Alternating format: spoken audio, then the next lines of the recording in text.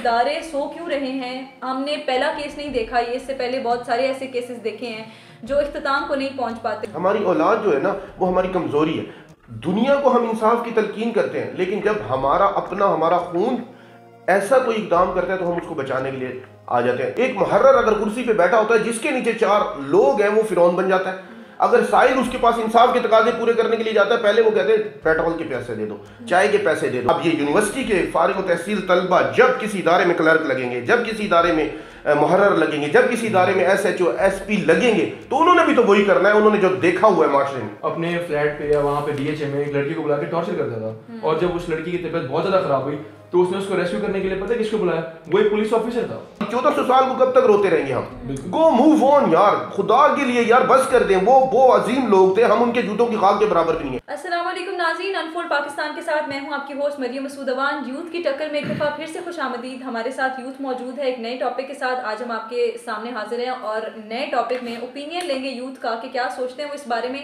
नाजरीन, सारा इनाम और नूर मुकद्दम जैसे केसेस हमने पहले देखे हैं पाकिस्तान की हिस्ट्री में, और इस जैसे और कई ऐसे केसेस जो इंसाफ तक नहीं पहुंच पाते, जो अदालतों तक तो पहुंचते हैं लेकिन इख्तिताम को नहीं पहुंच पाते। 6 जनवरी को ऐसा ही एक दिल दहला देने वाला वाकया सामने आया। मुस्तफ़ा आमिर जो कि 6 जनवरी को अपने घर से निकलता है, दोस्त के घर जाता है, वहाँ 2 दोस्त मिलकर उसको तशद्दुद का निशाना बनाते हैं और फिर बलूचिस्तान ले जाकर उसको जिंदा वहाँ पर जला दिया जाता है। लाश जब मिलती है तो वो रिकॉग्नाइज नहीं हो पाती कि किसकी लाश है। ईदी सेंटर भेजी जाती है तो वो लाश को दफना देते हैं। मुस्तफ़ा की वालिदा जो कि उसके दोस्तों को भी कॉल करके पूछती हैं कि क्या मुस्तफ़ा आपके पास है। उसके दोस्त कहते हैं कि वो वहाँ पर नहीं मौजूद। 1 माह तक वालिदैन पुलिस और थाने और कचहरी के चक्कर काटते रहते हैं, लेकिन मुतल्लिका इदारे और पुलिस हीले और बहाने करते रहते हैं। और आखिरकार 26 जनवरी को ये बात सामने आती है कि मकतूल अरमगान ने अपने दोस्त के साथ मिलके मुस्तफ़ा आमिर को कत्ल किया है। मकतूल के घर पे रेड किया जाता है और पुलिस मुकाबले में 2 पुलिस एहलकार भी जख्मी होते हैं। मकतूल के घर से बहुत सारी चीज़ें बरामद होती हैं, जिनमें मनशियात एक वाफिर मिकदार में थी, उसके साथ साथ लैपटॉप्स थे, साथ साथ फ़ोन थे। जो कत्ल होने वाला मुस्तफ़ा आमिर था उसके खून के सैंपल्स थे, कॉल सेंटर की अशिया मौजूद थी वहाँ पर। रेड के बाद अरमगान को हिरासत में ले लिया जाता है और उसके बाद CIA इन्वेस्टिगेशंस करती है तो पता चलता है कि अरमगान काफ़ी अरसे से ड्रग डीलिंग्स में इन्वॉल्व था। आए रोज़ नए इंकशाफात हो रहे हैं केसेस में। इसी बारे में आज बात करेंगे हम कि क्या तनाज़ा था, क्या मसला हुआ, क्यों कत्ल किया गया और क्या सोसाइटी का रोल होना चाहिए था उसके अंदर और क्या सोसाइटी ने रोल प्ले किया। इसमें 2 लड़कियों के भी नाम सामने आ रहे हैं बज़ाहिर, जो कि वजह बनी तनाज़े की। मारूफ अदाकार के बेटे साहिर हसन का नाम भी सामने आता है और कहा जाता है कि अरमगान ने उनसे ड्रग्स डीलिंग का काम करवाया और उनके साथ मिलकर किया।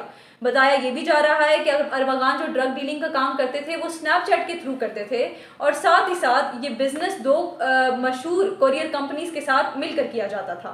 जानते हैं, अपने पैनल में मौजूद हसन जलाल है हमारे साथ और हमारे पास अयाज शाह हैं, जिनसे जानेंगे आज के क्या सोचते हैं वो इस बारे में। शाह जी फरमाइएगा कि निज़ाम मजबूत क्यों नहीं है, पहली बात। इदारे सो क्यों रहे हैं। हमने पहला केस नहीं देखा, ये इससे पहले बहुत सारे ऐसे केसेस देखे हैं जो इख्तिताम को नहीं पहुंच पाते, जो अदालत तक तो जाते हैं लेकिन इंसाफ को नहीं पहुंच पाते। आपके ख्याल में निज़ाम मजबूत क्यों नहीं है?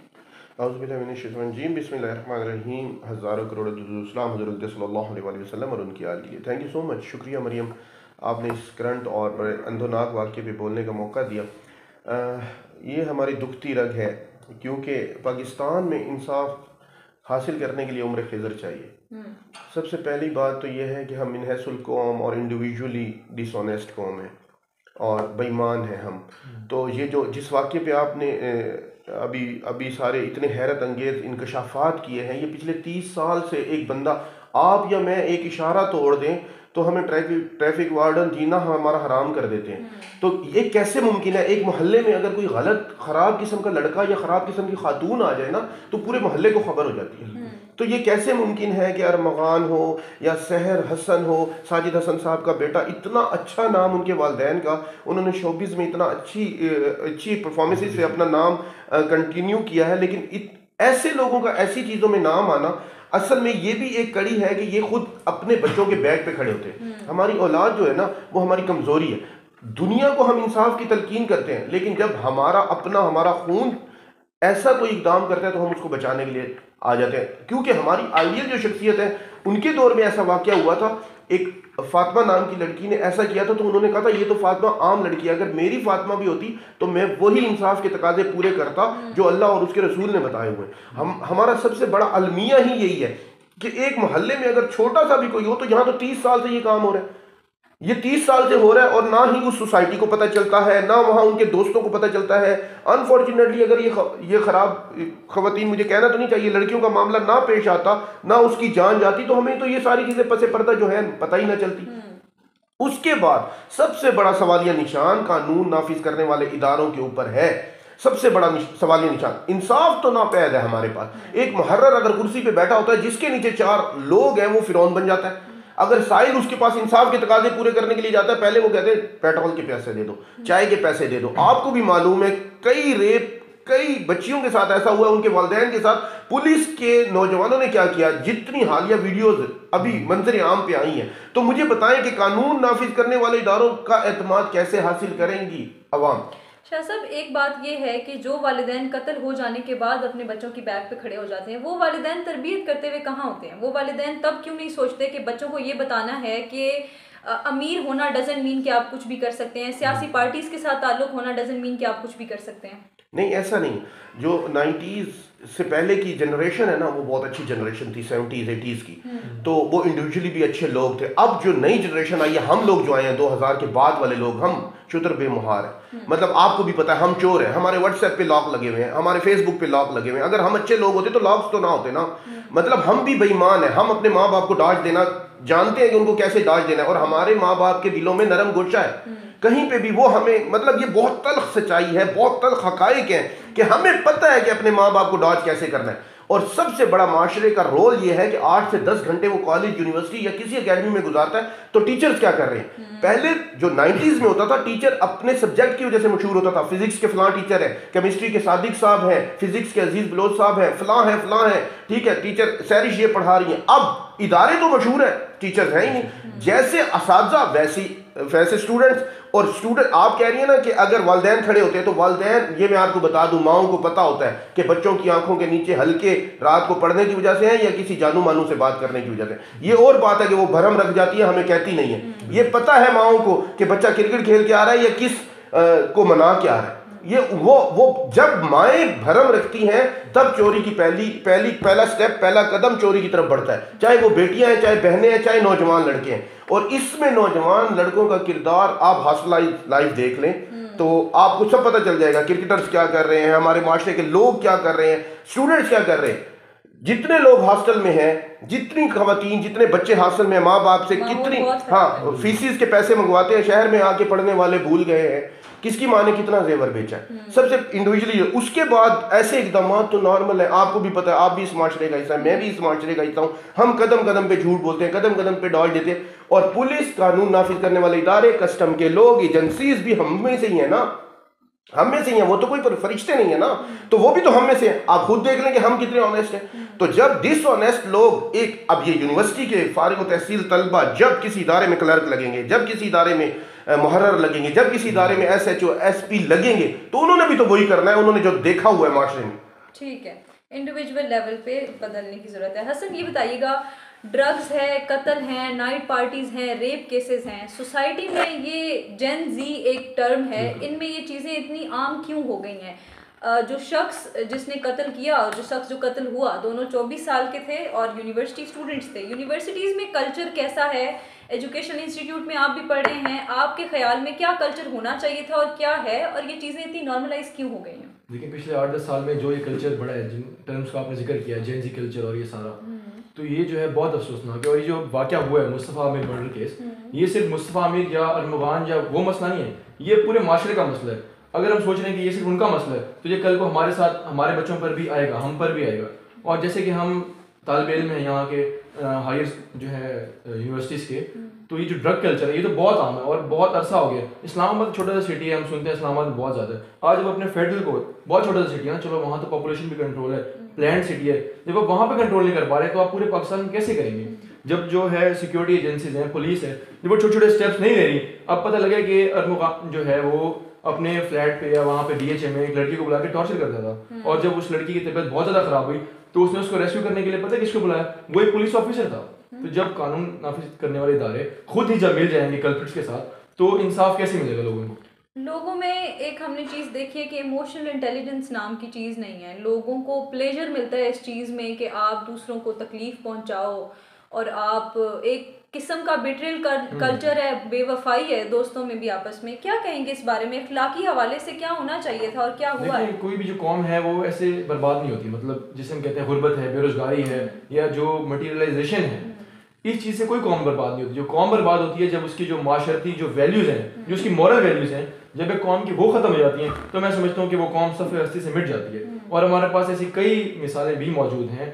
तो मैं समझता हूँ पाकिस्तान जो है इस वक्त बहैसियत कौम बहुत पीछे चला गया अपनी मॉरल या कल्चरल वैल्यूज़ के। जिस तरह हम वेस्ट को कॉपी कर रहे हैं, वेस्ट का कल्चर यहाँ नॉर्मलाइज कर रहे हैं, और बहुत मतलब अब तो नॉर्मल हो गया है, हालांकि नॉर्मल नहीं होना चाहिए। हम खुद को अपनी जो हमारी मुसलमानों की जो वैल्यूज़ हैं उनको भुलाकर, जो हमारी इतनी रिच हिस्ट्री है 1400 साल से, इतनी जो हमारे वाक़यात हैं, जो हमारे हीरोज़ हैं, उनको छोड़ के हमारे हीरोज़ कौन है? सलमान खान, शाहरुख खान।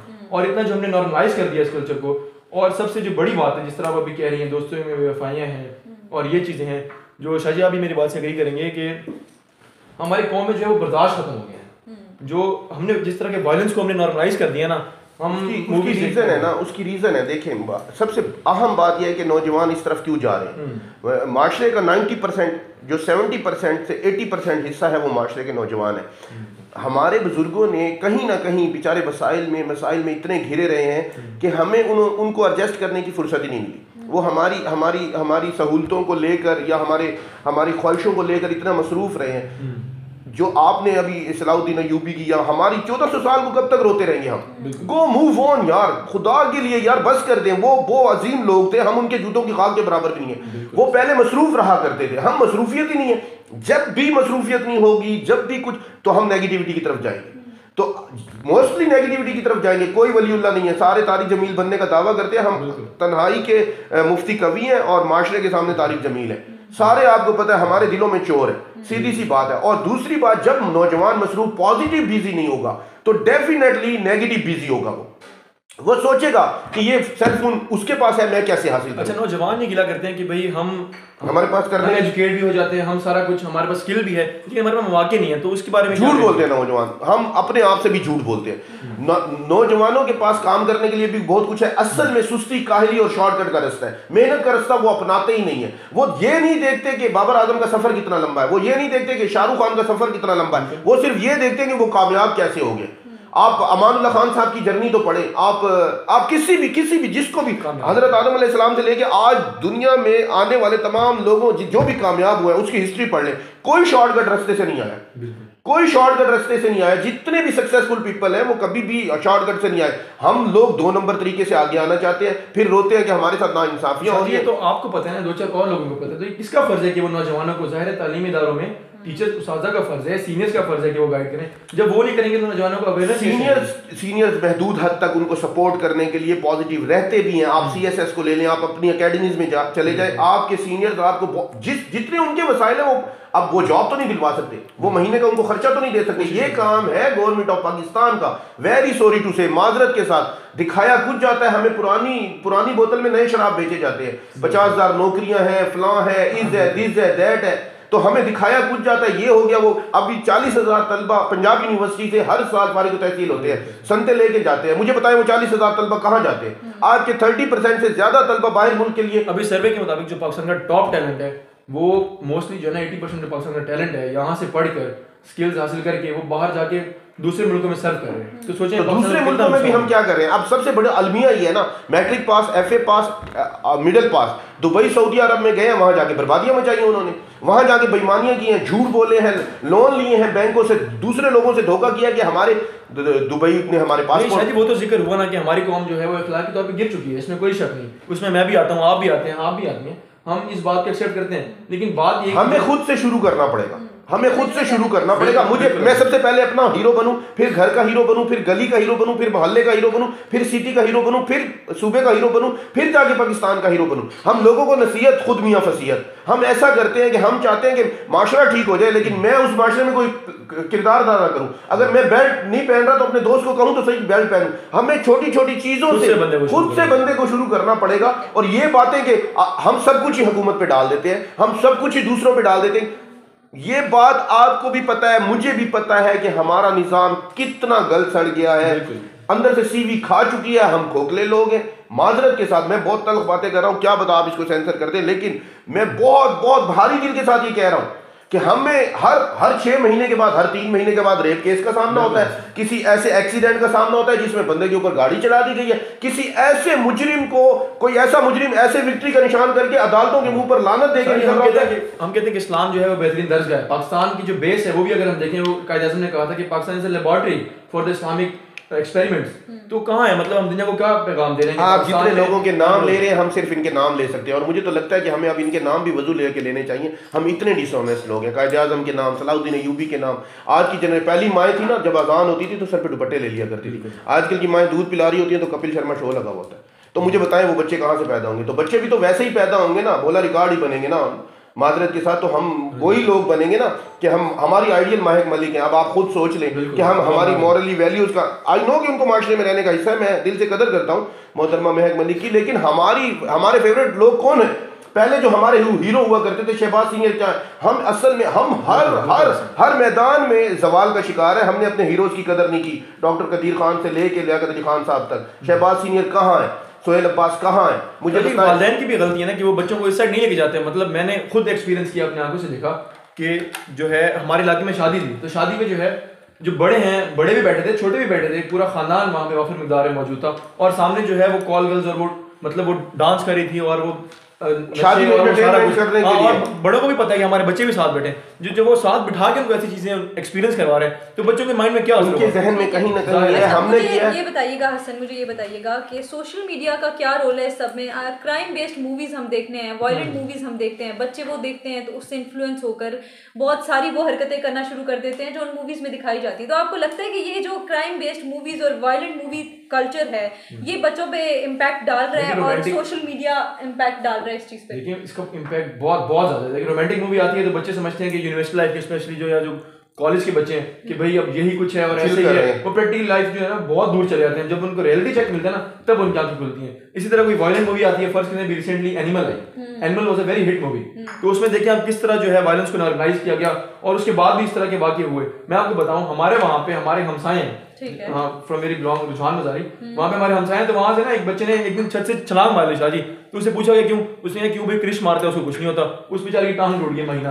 तो इस तरह के वाकयात बच्चों के जहनों में असर डालते हैं, तो हमें ये देखना चाहिए कि ये किस तरफ जा रहा है। सही है शाहजी। मुतल्लिका इदारे पुलिस की अगर हम बात कर लें, हमने सुना कि इस केस में भी पुलिस साथ मिली हुई थी, 1 माह तक वालिदैन चक्कर काटते रहे। उन वालिदैन का क्या, अगर इस तरह मुतल्लिका इदारे सोते रहेंगे शुरू से लेके अब तक, तो केसेस हल कौन करेगा और इन सारी चीज़ों का मामला हल कैसे होगा? हम छोटी सी सिविल सोसाइटी चलाते हैं। मैं डीजी खान में कुछ अकेडमीज में भी पढ़ाता हूँ और गर्ल्स के साथ मेरा ज़्यादा अट्रैक्शन रहता है, और मैं बेटियों की, बहनों की कोचिंग भी करता हूँ। मैंने एक छोटा सा पिछले दिनों इशू उठाया, एक गरीबा बेटी को ना कोई लोग तंग कर रहे थे, तो वो जो बंदा था ना, तो वो माशरे का बहुत बड़ा सतून था। मतलब 6 माह इधर रहता था, 6 माह यूरोप गुजार के आता था, उसके डेरे पे बहुत सारा कुछ होता था। तो मैंने उस बेटी को कहा स्टैंड आपको लेना पड़ेगा। तो जब हमने उसके लिए स्टैंड लिया, एकेडमी पूरी उसके साथ खड़ी हुई। वो करता क्या था, रास्ते में गुजरते हुए उस बेटी को, 2nd ईयर की बेटी के जिस्म पे हाथ लगाता था, उसको कहता था मेरे साथ दोस्ती करो। जब हमने उसके खिलाफ स्टैंड लेने की कोशिश की, कैन यू बिलीव कि मुझे मुतल्लिका एसएचओ की कॉलें हैं, डीएसपी की कॉलें हैं, तुम्हारी बेटी लगती है, तुम्हारी बहन लगती है, तुम्हारा कोई चक्कर है।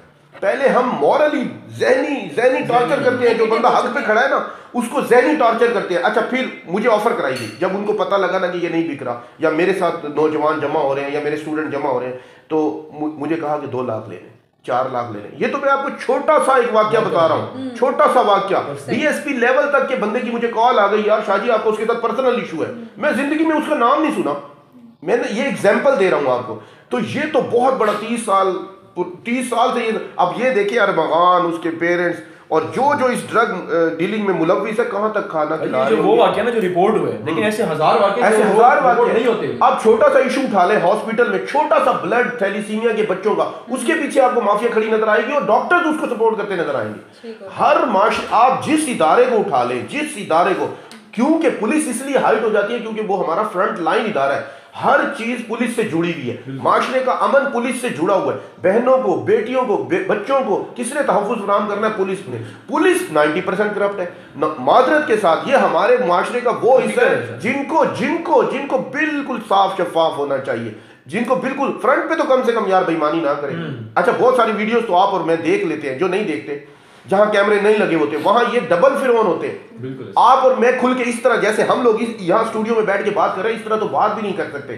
हम वहां नमाज में हाथ बांध के खड़े होते हैं जैसे किसी बादशाह सलामत के सामने कोई रियाया खड़ी है, उनका फर्ज है। अच्छा, यहाँ पे एक चीज है कि मुतल्लिका इदारे तो हैं ही गफलत का शिकार, सो रहे हैं। हमने ये देखा है कि स्टूडेंट कल्चर भी बहुत बुरा हो चुका है यूनिवर्सिटीज का। मैं खुद यूनिवर्सिटी स्टूडेंट हूँ, यूनिवर्सिटीज का माहौल इतना खराब हो चुका है। पिछले दिनों मुझे एक वाकया पता चला, एक बच्ची ने बताया कि हम जिस हॉस्टल में रहते हैं वहाँ पर ये कल्चर है कि वहाँ लड़कियाँ आती हैं और वो आपको न्यूडिटी और पोर्नोग्राफी टाइप चीज़ों में इन्वॉल्व करती हैं, और अगर आप उनको मना करते हैं कि हमने ये चीज़ें नहीं देखनी तो वो आपको बांध के कहती है तशद्दुद का निशाना बनाती है। तो हॉस्टल में इतनी चीज़ें खराब हैं, आप घरों से बच्चों को भेज देते हैं, उन पे चेक इन बैलेंस नहीं रखते, तो फिर यही सूरत हाल देखने को मिलती है। मरियम, मैं एक बात का जिक्र करता चलूं, पिछले दिनों मेरे पास अभी भी गाड़ी में इंक्वायरी रिपोर्ट पड़ी हुई है। एक बेटी ने, एक बहन ने स्टैंड लेने की कोशिश की, हॉस्टल में वो गई, रात को 2:30 बजे गाजी यूनिवर्सिटी डीजी खान का वाकया, इस्लामिया यूनिवर्सिटी भावलपुर के वाकयात आपके सामने, ठीक है। उसने मुझे खुद बताया, मेरे पास उनकी इंक्वायरी रिपोर्ट पड़ी हुई है। लास्ट गवर्नर से मेरी मुलाकात भी हुई, उन्होंने 2 बजे नॉक किया लड़की के दरवाजे, फलां टीचर आपको बुला रहे हैं। उसने रिपोर्ट किया वीसी साहब को, वीसी साहब सो रहे हैं। वीसी साहब ने हॉस्टल वार्डन को भेजा, जब हॉस्टल वार्डन मोहतरमा आई तो कहती है आप चली जाती, क्या होता।